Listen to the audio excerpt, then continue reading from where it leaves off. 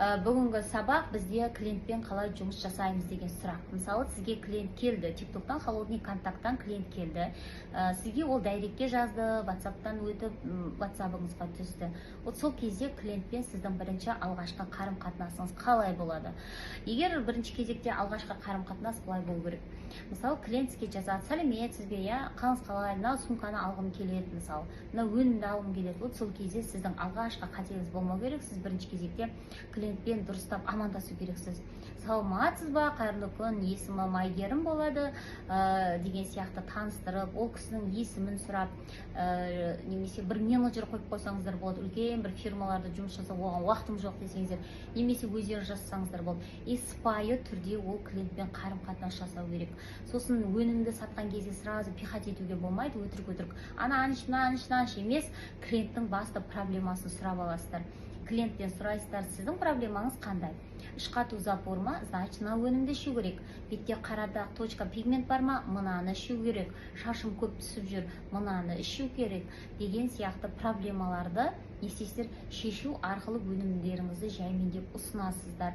Почтадан салып жіберем, офисқа жіберем, курьер арқылы салам деген сияқты ұсыныстар жасайсыздар.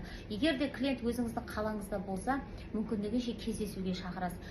Кездесуге кел, мен сені жаңағы кездесейік, мен саған өнімдерді толық түсіндіре аламын, осы жерде қосымша табыс табуға болады, онлайн жұмыс жасауға болады, командама тіркем деген сияқты ақпараттарды айту керексіз. Және де біздегі сосын жаңағы не дейді, клиентке сразу жауап беру керексіз. Бір кісілер бар да, жауап беру өте қиын болады, ол адамдардан клиент не істейді, қашып кетеді. Өйткені клиенттер тез жауап берген адамды өте жақсы ұнатады.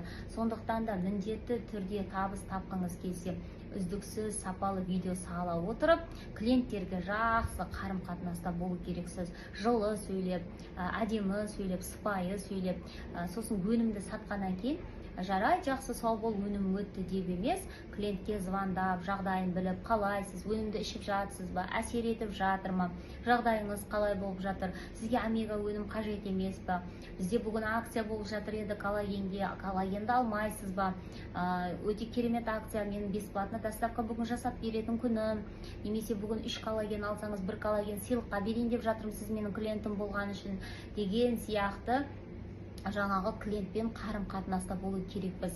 Біздегі жалпы басты проблема бұл клиенттің проблемасын шешу керекпіз. Клиенттің проблемасын шешу керекпіз, міндетті түрде. Егер сіз клиенттің пайдасын шешпей тек өзіңіздің пайдаңызды ойласаңыз, жарайды, сіз 1 өнім сатасыз, 2 өнім сатасыз, 3 өнім сатасыз, бір күні клиент сізден қашып кетеді. Сондықтан да біз клиентке пайдалы дүниелерді ұсына отырып, пайдалы контенттерді түсіре отырып, бір клиентпен дос бола отырып, табыс табуды үйрену қажетпіз. Кезекте өзіміз видео түсіріп үйренейік. Жалпы өзіміз қалай видео түсіріп үйренеміз? Өзіміз видео түсіріп үйренуіміз үшін, мысалы, сіздерге айтайын. Например, сіздің қолыңызда бір сумка сататын дүкен бар да, сіз сумка сататын дүкен бастығысыз, немесе мүлдем сумка сатайын деп тұрсыз. Оны қалай сатасыз? Мысалы, сіздің қолыңызда сумка тұр. Сіз осы сумканы жарнама жасау керекпіз. Ол жарнама біз қалай жасаймыз? Ол үшін мына сумканы қолға аласыз. Міндетті түрде видео түсіргенде өздеріңізді түсіру шарт емес. Біреулер өзін түсіруге ұялады ғой, жолдасы рұқсат бермейді видео түсіруге, халықтың алдында жүруге. Сізге олай болса, просто так сіз ана телефонды сол өнімге қаратасыз да, мына қолыңызда сумканы алып, ішіні ашып, упаковкадан шығарып, прям елдерге айтасыз. Бірақ сіздің сумкаңыз соған стойк болу керек. Өтірік жарнама жасауға болмайды. Қыздар, өтірік, мынаны ішіп жатсын, тасың түсіп жатыр, ұйқым тынышталып жатыр деген өтірік емес. Шын жасау керек, шын. Халықты алдауға болмайды. Егер сіз бір рет алдадыңыз ба, екінші рет уже сізден клиент қашады. Сондықтан да, мысалы, қолыңызда сумка тұр, сумка не істейсіз, ішін ашасыз. Мына сумка Италияда жасалған, мына сумка Германияда жасалған, Қытайда жасалған, сапасы деген жоғары, түсі деген мынандай, бағасы қолжетімді, мына дүкеннен ала аласыз деген сияқты жарнама жасайсыз. Егер де сіз өтірік жарнама жасасаңыз, клиент сізден қашады. Енді Мысалы өзіміз видео түсіру үшін кешегі мен алдыңғы сабақтарда айттым, әдемі фон, внешний вид, қолдарымыз, түрімізге кішкене мән беріп, киген киімімізге, сөйлеген дауыстарымызға мән беріп, адамды чтобы біз шақыра алатындай болуымыз керекпіз. Видео түсіргендегі біздегі ең үлкен қателік, қыздар, өзіңізді осылай видео түсіріп жатсыз да, осылай отырып алғас, видео айтып жатсыз, бірақ өзіңіздің көйлегіңіздің суретін, сумкаңыздың фотосын, өнімді сатқан чектің суреттерін қойып қоюдың қажеті жоқ. Онсыз да адамдар сізді көреді, бақылайды.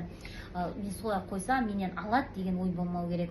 Сосын қыздар, сіздерден айтатыным, тиктокты бастаған кезде сразу табыс табуға асықпаңыздар.